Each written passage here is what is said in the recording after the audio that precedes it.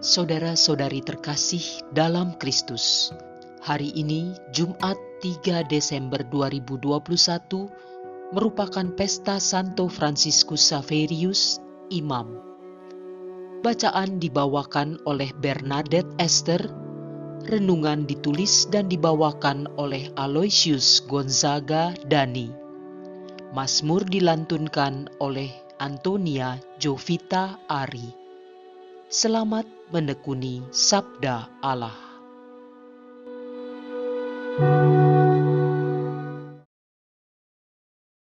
Bacaan dari surat pertama Rasul Paulus kepada jemaat di Korintus, bab 9 ayat 16 sampai dengan ayat 19 dan dilanjutkan ayat 22 sampai dengan ayat 23.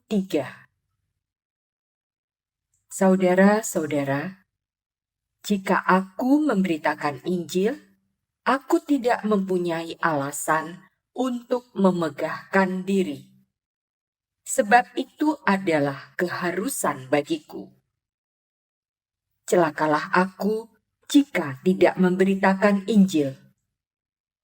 Seandainya aku melakukan pemberitaan itu atas kehendakku sendiri, memang aku berhak menerima upah. Tetapi karena aku melakukannya bukan atas kehendakku sendiri, pemberitaan itu merupakan tugas yang ditanggungkan Allah kepadaku. Kalau demikian, apakah upahku?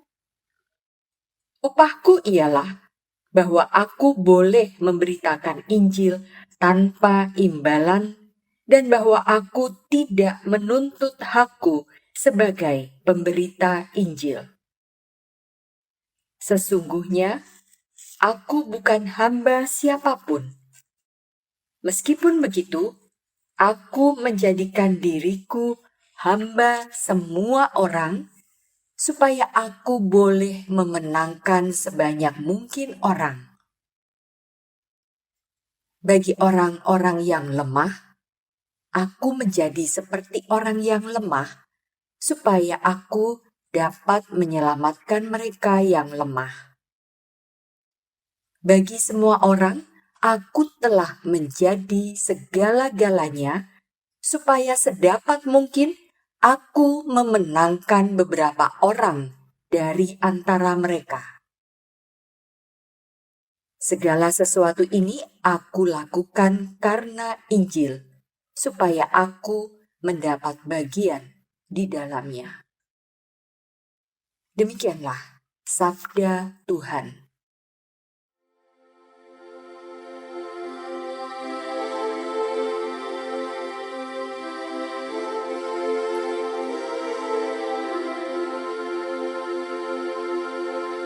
Pergilah ke seluruh dunia dan wartakanlah Injil.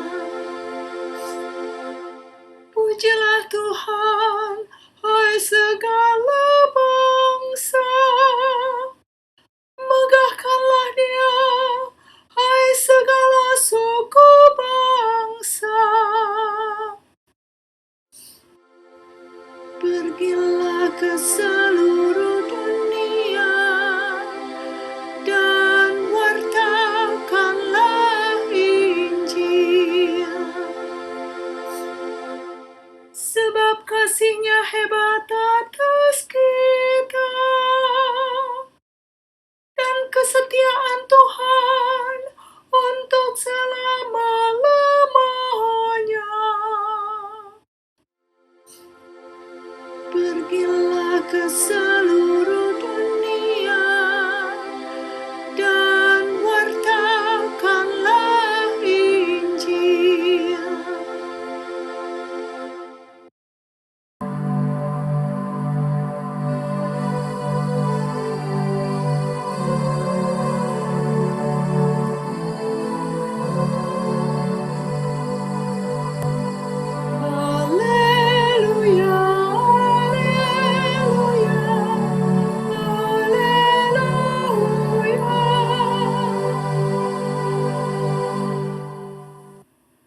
Pergilah dan jadikanlah semua bangsa muridku.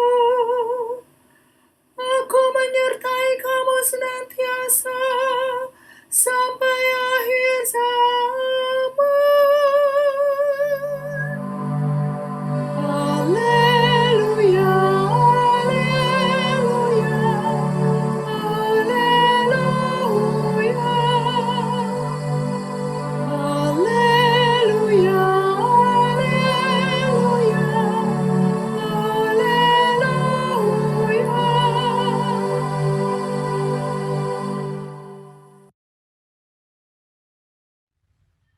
Inilah Injil suci menurut Markus, bab 16, ayat 15 sampai dengan ayat 20. Pada suatu hari, Yesus bangkit dari antara orang mati, menampakkan diri kepada ke-11 murid dan berkata kepada mereka, "Pergilah ke seluruh dunia, beritakanlah Injil kepada segala makhluk. Siapa yang percaya dan dibaptis akan diselamatkan, tetapi siapa yang tidak percaya akan dihukum. Tanda-tanda ini akan menyertai orang-orang yang percaya. Mereka akan mengusir setan-setan demi namaku. Mereka akan berbicara dalam bahasa-bahasa yang baru bagi mereka. Mereka akan memegang ular, dan sekalipun minum racun maut, mereka tidak akan mendapat celaka. Mereka akan meletakkan tangannya atas orang sakit, dan orang itu akan sembuh." Sesudah berbicara demikian kepada mereka, terangkatlah Tuhan Yesus ke surga, lalu duduk di sebelah kanan Allah. Maka pergilah para murid memberitakan Injil ke segala penjuru, dan Tuhan turut bekerja dan meneguhkan firman itu dengan tanda-tanda yang menyertainya. Demikianlah sabda Tuhan.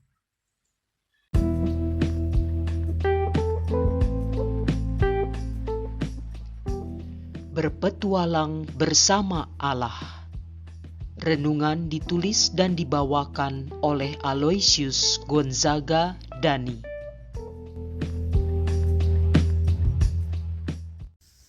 Bapak, Ibu, dan rekan-rekan muda yang terkasih, dalam menghadirkan wajah Allah dalam masyarakat, seringkali kita dibingungkan dengan bentuk wajah Allah seperti apa yang akan kita hadirkan. Dan pada akhirnya, dalam berkontemplasi seringkali kita dikaburkan bahwa wajah Allah adalah sesuatu yang besar. Hidup kita adalah sebuah gambaran petualangan. Banyak sekali bingkai perjumpaan dengan karakter individu, ataupun bingkai perjumpaan dengan sesuatu yang kerap kali memberi rasa yang mempengaruhi hidup kita. Rasa itu adalah bentuk tanda-tanda bahwa Allah hadir dan turut bekerja dalam kehidupan kita.